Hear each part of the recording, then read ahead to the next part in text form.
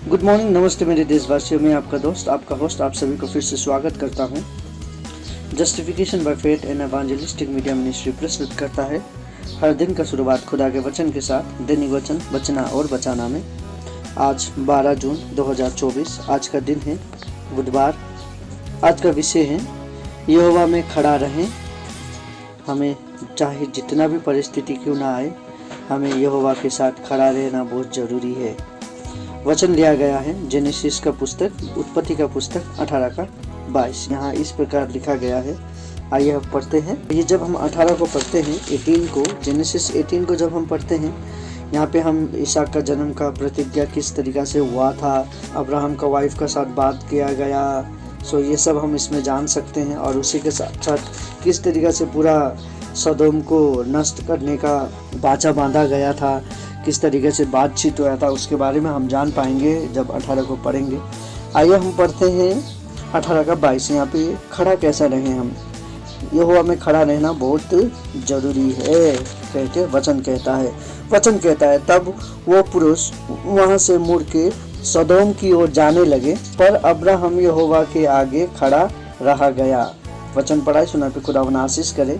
आज का वचन क्या कहता है? आज का वचन हमें ये कहता है कि उस समय पे सदोम की ओर जो लोग आए थे उसके साथ बाकी सब लोग मुड़ के जाने लगे हैं, पर अब्राहम उधर ही खड़ा रहा, यहोवा को पुकार के, यहोवा को दुआ के लिए यहोवा में दुआ करने लगा। फिर वो और यहोवा में खड़ा रह के खाली चुपचाप इंजॉय करने नहीं, पर यहोवा में खड़ा रह के किस तरीके से प्रार्थना किया। तब अब्राहम उसके समीप जाकर कहने लगा, क्या तू सचमुच दुष्ट के संग धार्मिक का भी नाश करेगा? ये क्वेश्चन मार्क भी इसमें आ जाता है। हमारे जीवन में बहुत सारे कठिनाई आता है, परेशानी है, हमारा जो मुसीबत है हमारा अधिकार है कहता है।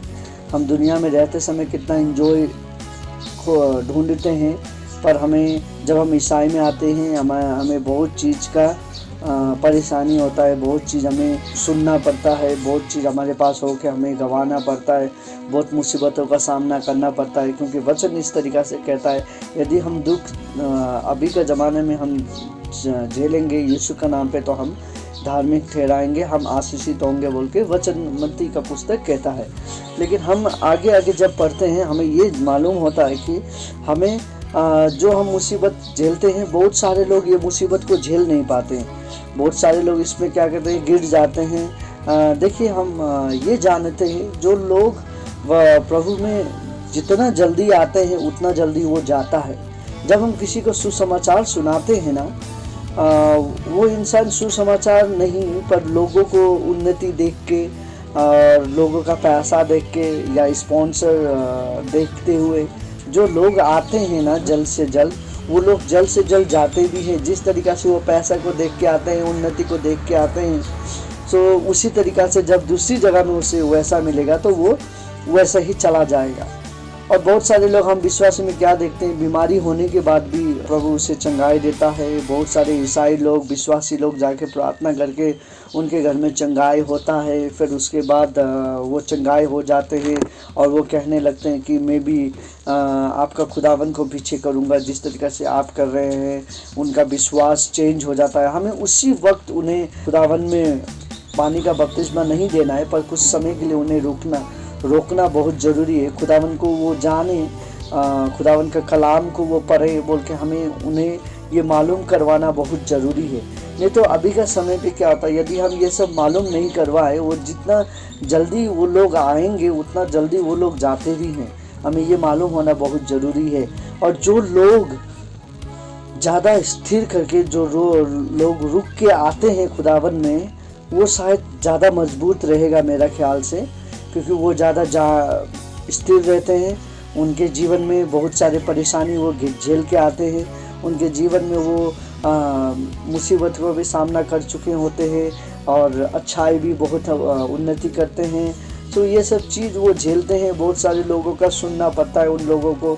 सो इस तरीक़ा से जब वो थोड़ी करके सीखते हैं, वो सीखना उनके जीवन में अच्छा होता है और वो सीखते जाते हुए एक समय ऐसा आता है कि वो उन्नति की ओर और वो पक्के विश्वासी होने के लायक हो जाते हैं। तब हमें उन्हें बपतिस्मा देना बहुत ज़रूरी है। तब वो जब बपतिस्मा लेंगे वो इंसान 100 इंसान का बराबर रहेगा। इसी तरीक़े से पौल कहता है कि खुदावन में जीना मतलब लाइफ का सबसे महत्वपूर्ण जीवन जीते हैं तो वो खुदावन में जीते हैं, और हमें वो जीना बहुत ज़रूरी है।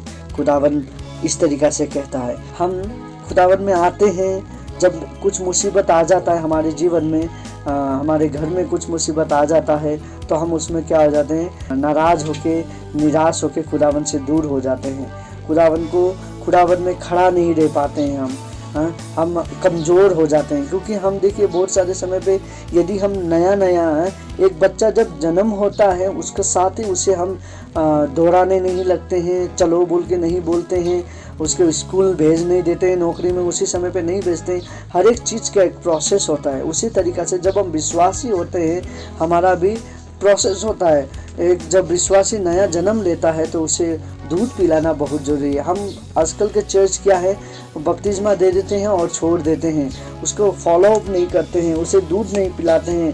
वो एक नया जन्म, शायद वो उम्र में सबसे बड़ा हो सकता है चर्च में, लेकिन वो विश्वासी में, चर्च में, प्रभु का कलाम में वो क्या है, अभी बच्चा है, उसे दूध पिलाना बहुत ज़रूरी है। और ऐसे ऐसे लोग भी होते हैं कि बस वो उम्र में ज़्यादा बोलता है ना, लिटिल नॉलेज इज डेंजर बोल के बहुत सारे समय पे हम सुन के आते हैं। तो बहुत सारे लोग ऐसे हैं, थोड़ा ज्ञान लेके आते हैं, नया बपतिस्मा ले लेते हैं, थोड़ा ज्ञान लेके आके चर्च में मैं सबसे ज़्यादा जानता हूँ, मैं ही इस मंडली का वाला हूँ बोल के दिखाने लगते हैं। देखिए वो लोग मूर्ख ठहराएंगे बोल के वचन कहता है। जो वो कहता है ना मैं ज़्यादा जानता हूँ, तो उसमें वो लोग क्या कहलाएंगे, मूर्ख कहलाएंगे। हम नया विश्वासी को उसके साथ कैसे रहना, जीना, विश्वासी में कैसे रहा जाता है, ये सब एक विश्वासी को सीखना, एक साथ बढ़ना बहुत ज़रूरी है। तो खुदावन में खड़ा रहना बहुत ज़रूरी है। हमारे जीवन में बहुत सारे परेशानी आएगा, लेकिन वो परेशानी से हमें निकलना जानना ज़रूरी है। यदि हम नहीं जानते हैं तो खुदावन का कलाम पढ़ें, प्रार्थना में जाएं और कहें जो हमारा स्वर्ग में विराजमान पिता है वो हमारा प्रार्थना सुनता है और वो हमें आशीष करता है। चाहे आप उसे प्रेम करें या ना करें, वो आपको प्रेम करता है। वो आपके लिए अपना इकलौता पुत्र दिया है, सो उसके पास हम जाए और पिता से प्रार्थना करें, पिता मैं आपके पास आता हूँ, आप मुझे चला बोल के उसे हमें प्रार्थना करना बहुत ज़रूरी है। खुदावन हम सभी को आशीष करे, खुदावन हम सभी को आगे बढ़ाए बोल के मैं यही दुआ करता हूँ कि हम खुदावन में आगे बढ़ते रहेंगे। सो खुदावन का कलाम यही कहता है। शायद हमारे जीवन में बहुत सारे समय पे परेशानी आएगा, लेकिन उस परेशानी से हमें निकलना बहुत ज़रूरी है। खुदावन हम सभी को आशीष करे। आप खुदावन में खड़ा रहने के लिए मजबूत रहिए बोल के आप सभी से यही निवेदन करता हूँ। आइए हम छोटी सी प्रार्थना करें। खुदावन आपको धन्यवाद देते हैं दिन समय के लिए आपने जो हमें दिया। आज हम देख रहे थे खुदावन किस तरीक़े से हमें आप में खड़ा रहना है, आप में हमें सीखना बहुत ज़रूरी है, आप में हमें स्थिर रहना बहुत ज़रूरी है, हमें पेशेंट होना बहुत ज़रूरी है बोल के हमने आज ये देखा। खुदावन हमारे जीवन में काम कर कि हम यही दुआ करते हैं, जिस तरीक़ा से आपने अब्राहम का जीवन में बहुत बड़ा आशीष दिया, उसके द्वारा बहुत बड़ा राज्य, उसके द्वारा बहुत सारा दुनिया बनाया आपने, उसके लिए आपको धन्यवाद देते हैं। इसीलिए हम भी आपके पास आते हैं खुदावन, हमें भी चला बोल के आपसे विनती प्रार्थना करते हैं। खुदावन आज जितने लोग अपने लिए प्रार्थना कर रहे हैं, बीमारी लोग अपने लिए प्रार्थना कर रहे हैं, विशेष करके घर में जितने बीमारी हैं सभी बीमारी को तो चंगाई कर। कितने लोग हॉस्पिटल जाने वाले हैं, कितने लोग यात्रा में हैं, उन सभी को चंगाई कर बोल के आपसे विनती प्रार्थना करता हूँ। उन सभी को जो यात्रा में है सभी को अच्छी तरीके से उसका जगह पे पहुँचा दे बोल के आपसे विनती प्रार्थना करते हैं। खुदावन आप हमारा खुदा है, आप हमारा दुआ सुनता है बोल के हमें ये आशा है, और आप ही हमें प्रेम करता है बोल के हम ये भी आशा करते हैं। धन्यवाद देते हैं खुदावन आप हमारे साथ रहने के लिए, और जितने लोग भी आपसे दुआ कर रहे हैं अपने नौकरी के लिए, अपनी पढ़ाई के लिए, उन सभी को भी ज्ञान बुद्धि दे बोल के आपसे विनती प्रार्थना करते हैं।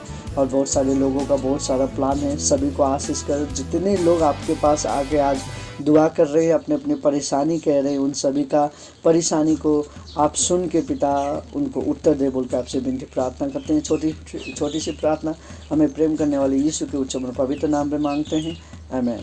खुदावन में खड़ा रहना बहुत ज़रूरी है। आप खुदावन में खड़ा रहें। खुदावन आप सभी को आशीष करे, आपका परिवार को, आपका पड़ोसी, आप सभी को खुदावन आज का दिन अच्छा दे, आप सभी को आशीष करे। धन्यवाद। जय मसीह।